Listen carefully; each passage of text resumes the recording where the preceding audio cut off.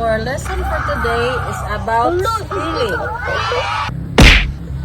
Kinsay makatubag sa akong pangutana, spell diet. Feeling mo sa rasa. Kalimutan na ito da.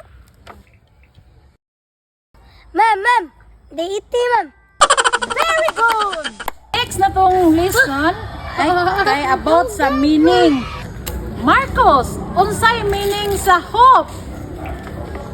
Ma'am, ang meaning sa hope kay hoy apaw padnudlay ta. Very good! Jan, unsay meaning sa kikiki?